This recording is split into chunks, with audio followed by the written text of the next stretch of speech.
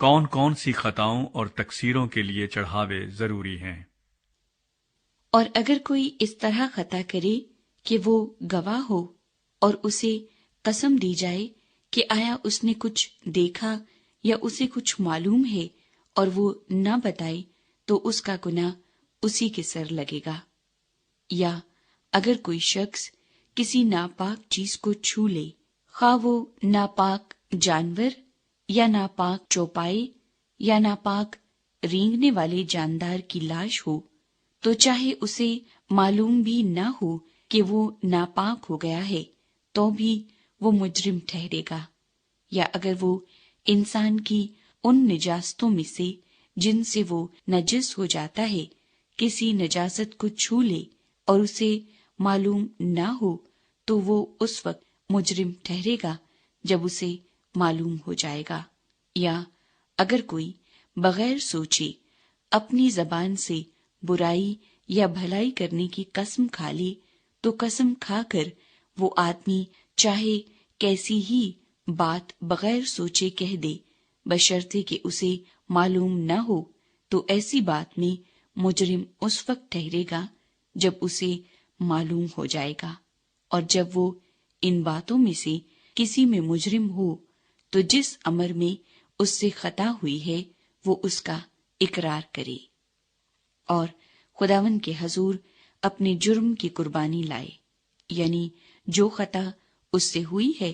اس کے لیے ریوڑ میں سے ایک مادہ یعنی ایک بھیڑ یا بکری خطا کی قربانی کے طور پر گزرانی،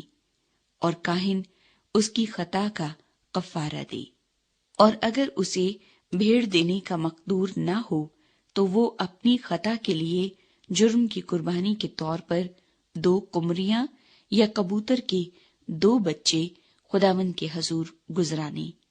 ایک خطا کی قربانی کے لیے اور دوسرا سوختنی قربانی کے لیے۔ وہ انہیں کاہن کے پاس لے آئے جو پہلے اسے جو خطا کی قربانی کے لیے ہے گزرانے، اور اس کا سر گردن کے پاس سے مروڑ ڈالے پر اسے الگ نہ کرے، اور خطا کی قربانی کا کچھ خون مذبے کے پہلو پر چھڑکے اور باقی خون کو مذبے کے پائے پر گر جانے دے، یہ خطا کی قربانی ہے۔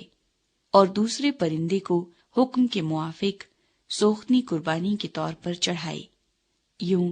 کاہن اس کی خطا کا جو اس نے کی ہے کفارہ دے تو اسے معافی ملے گی۔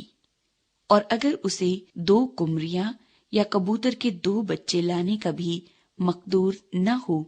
تو اپنی خطا کے واسطے اپنے چڑھاوے کے طور پر ایفا کے 10ویں حصے کے برابر میدا خطا کی قربانی کے لیے لائے، اس پر نہ تو وہ تیل ڈالے نہ لبان رکھے، کیونکہ یہ خطا کی قربانی ہے۔ وہ اسے کاہن کے پاس لائے اور کاہن اس میں سے اپنی مٹھی بھر کر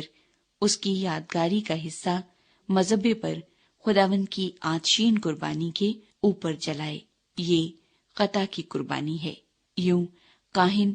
اس کے لیے ان باتوں میں سے جس کسی میں اس سے خطا ہوئی ہے